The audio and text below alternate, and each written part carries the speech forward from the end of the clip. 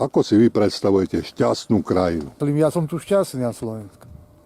A vy? Ja vo Švajčiarsku. Z krajiny, kde šťastie je oficiálnou štátnou politikou, sa nedávno vrátil horský sprievodca Ferko Mrázik.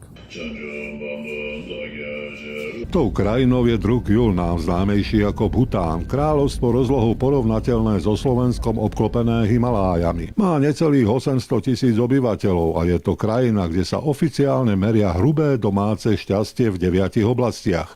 Šťastie tu nie je cieľ, ale spôsob života. To, ako hovorí to tibetské príslovie, múdrosť a súcit sú dve krídla vtáka, tak naozaj toto tam cítiť. Zatiaľ, čo my sa v Európe dohadujeme o Green Deale, v Bhutáne tak žijú. Je tam zákaz lovu. Štát nariadil, že minimálne 60% územia musia tvoriť lesy.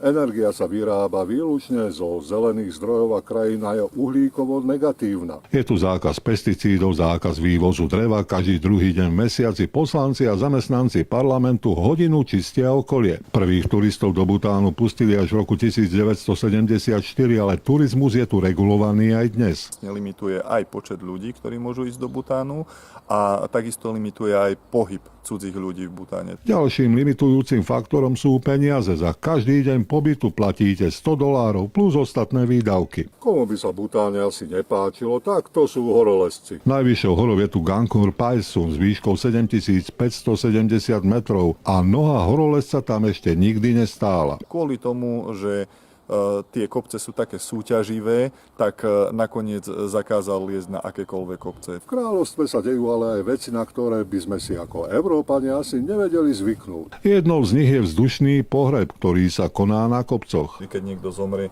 tak sa 108 vlajek bielých vstýči na počesť toho človeka. Existuje skupina mníchov, ktorí rozsekajú to telo na kusy a to telo sa ponúkne súpom. A ten človek naozaj sa rozplynie prostredníctvom práve tých svätých vtákov súpov. Z Vysokých Tatier Jožo Kubáni, televízia Joj.